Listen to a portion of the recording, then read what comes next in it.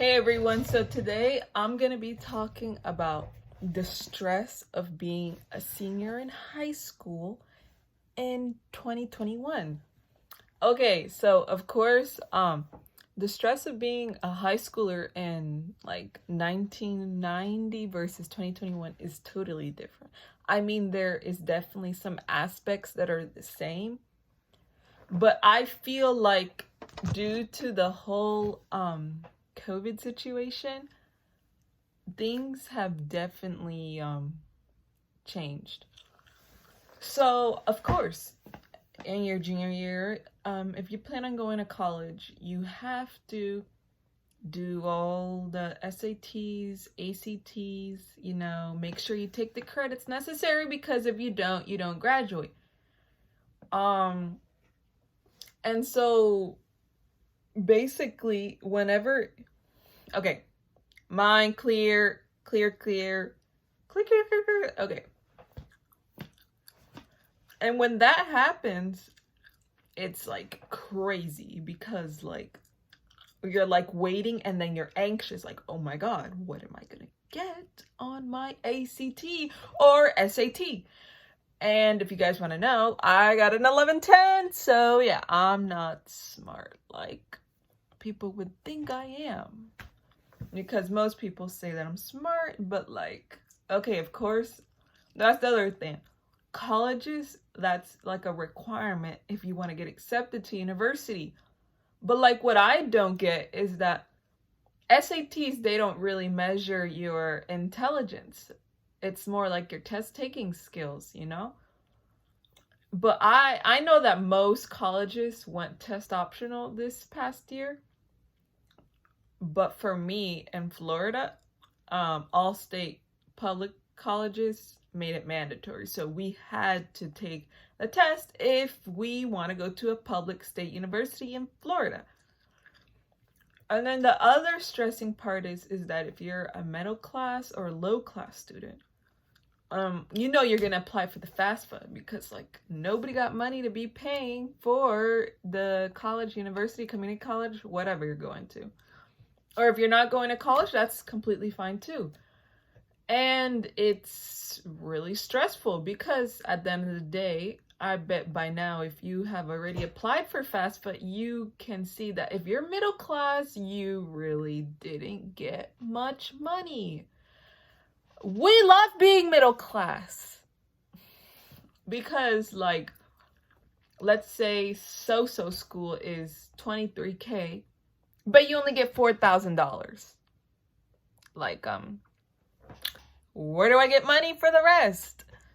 And so this is where the other stressor comes in when it comes to being a senior in high school. Not only are you like applying for colleges and trying to see if you get accepted or rejected, you're also applying for scholarships if you're not rich, because like we all know that we can't afford college, and like taking out a loan is like the last resort.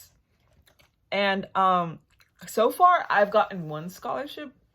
I'm not gonna say which one, but even then, you have to win many micro scholarships if you want to cover your entire studies.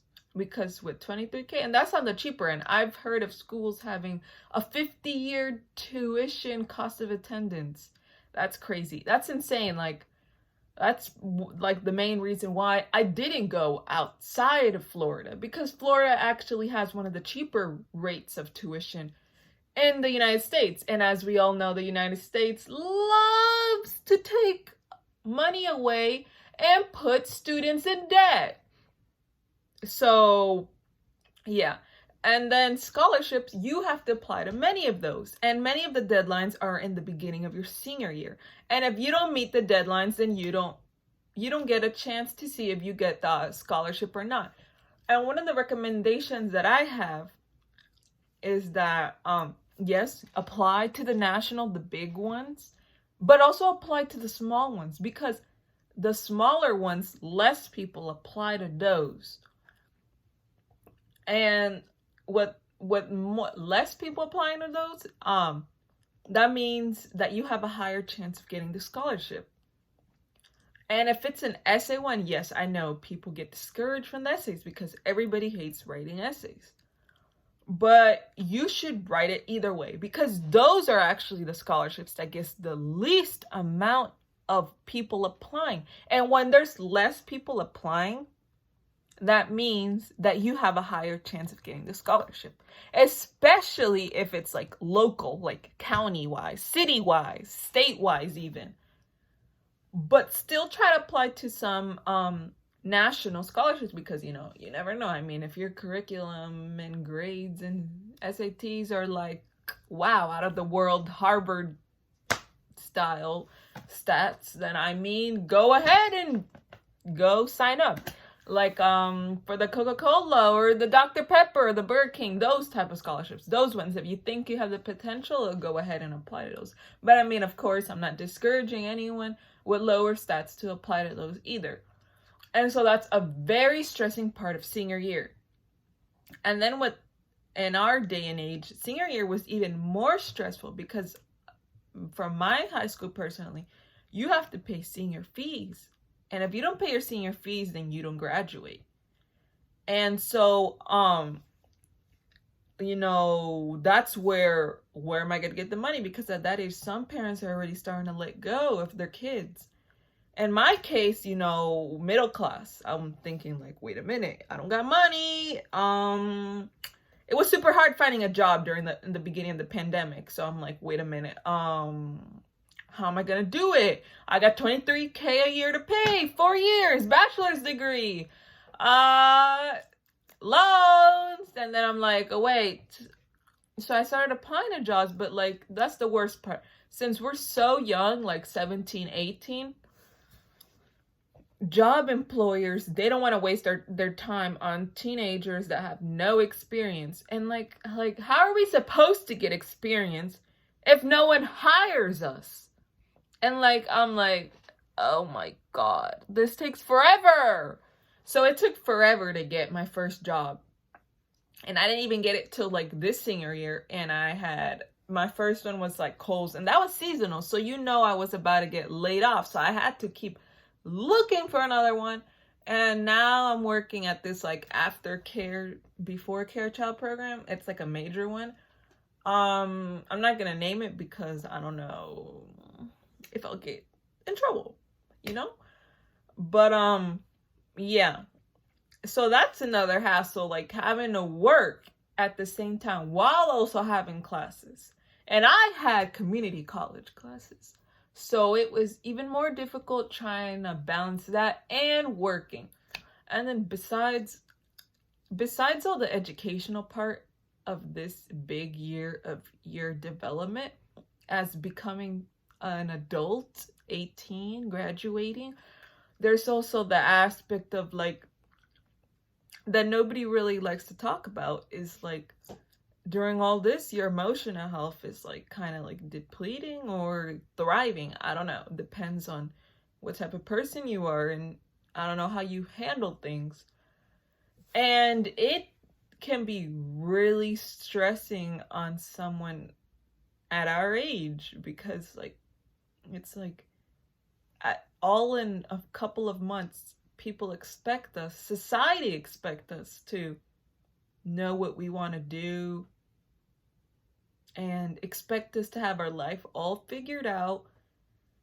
And knowing, because if like once you turn 18 or once you move out to go to college, like, okay, you're going to college, you got to know what you want to do, and you can't be like meddling around, like it's here, at least in the United States,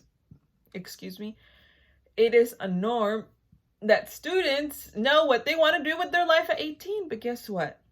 That is probably the main reason why students drop out of college or they keep changing major, because we don't give it time. Our minds are still developing. Let's be honest. Like, we still going through puberty at this age. Some of us haven't even had our first kiss or first relationship. Some of us are in a relationship or are breaking up with someone. some of us are going through the first time of everything. I mean, there's many aspects going on. Oh, let's face it, we are emotionally off. I mean, as Gen Z people, I mean, we're glued to our phones, social media, so we have issues with that too. Let's be honest. We have a skewed vision of what is and what isn't. We just have many issues involved, and some of us, all in all, with these educational things going on, work, our body, and the changes that is happening and how we feel, and it's like weird. Let's face it. It's like, wait a minute, I did not sign up for this. I did not sign up for this. And it's like all in a few months, it's like, oh, you got to know what you want to do. You got to do what you got to do. You're going to start paying for everything. But like, I'm not ready. I personally do not feel ready. I'm scared. And then as you get older, you start to get more notion of like everything, and you like, oh my God. And the other thing is that while working these small part-time jobs, you start to realize the reality of a 9-to-5 job. And I'm like, whoa, I don't want this 9-to-5 job. But the worst part is that going to college kind of sets you up to working that 9-to-5 job. And that's the scariest part. I mean, I know some people love that type of comfortability where they can be at peace, that they know they have a job and money in place the next day. But in my head, I cannot comprehend that I have to work Monday, Tuesday, Wednesday, Thursday, Friday just to get 2 days off.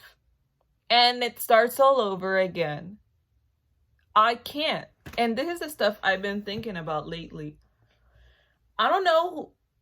That's why lately I've been like with my major, like I don't know. Like 1 minute I'm like, oh, let's do business, because like, many things you can do with that. But then I'm like, wait a minute, I don't really want to do math. Like a year ago, just before COVID, I was on my way. Oh, let's become a physician assistant. I mean, nothing wrong with becoming a physician assistant. If you love the medical field, go ahead. We need a lot of people in the medical field. But I switched majors. I mean, I even have a certified medical assistant sitting on my desk right now. And then now I'm thinking, oh, wait a minute. Now that I'm working in this like childcare thing, maybe teaching English to students abroad isn't a bad idea. And then I could teach online too, and travel countries, because that kind of gives me the freedom of being able to travel along all over. Sounds kind of unrealistic, because when you're old, if you have a family, like, I gotta keep it all stable. And so life is very confusing right now, because like I'm not rolling with this whole 9-to-5 vibe. And it works for some people, but I feel like it won't work for me. Because by the time Friday rolls around, Saturday is truly the only day you have off. Because Sunday, you're already preparing for the next day that you're going to work, which is Monday. And so it's like, Saturday is my only day off. Sunday, oh, we're preparing for the next day. I'm done. I can't. I don't know. But is this how the rest of Gen Z feels right now? Us seniors, class of 2021, or upcoming seniors next year?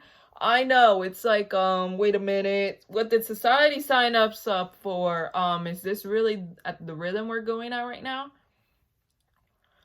I don't know. I can't. It's like stressful, and I know I'm sorry if I sound kind of like unthankful, but at the same time, yeah. I don't know. I don't know. Like, I haven't figured out what I truly want to do. And one of the things I really of course, I love watching movies. I mean, I know if you're watching this, you 100% don't know me, because obviously this is a new channel and everything. But all in all, I love movies. And I know you're asking, like, wait, what does this have to do anything with senior year? Well, this has a lot to do with my senior year, because during quarantine I watched a lot of movies, you know. And one of the things I would aspire to do is to act. I don't know, I just don't know how to start, you know. That's one of the career changes. That's a whole risk, because then that would mean that college would really mean nothing. I mean, should I have college as a backup, or should I go to act and try it out? I don't know. Do I look like I can be an actress? I don't know. Would Hollywood accept me? I don't know. Would I make it big? That's another, I don't know. And then there's that also thing that I would love to do YouTube, but like I've been procrastinating. And right now I'm created this video just to talk about, or not talk about the whole struggles of being a senior and not knowing what you want to do with your life at 18. But yeah, so basically I made this video so that I can relate with the comment section and see if anybody else feels the same, or am I just going crazy and I don't know really what I'm doing with my life. So that was all for this video. Thank you for hearing my rant. But if you like this video, of course, you know, subscribe, like, and comment if you relate, and tell me of your stories of senior year and all that, because I would love to relate with you guys. And maybe if I see a good response in this video, maybe I could make more videos to motivate me, because, you know, I need some motivation to get this YouTube kicking off, you know? So that was all for today, and thank you for watching this video if you did, and goodbye. See you in the next video.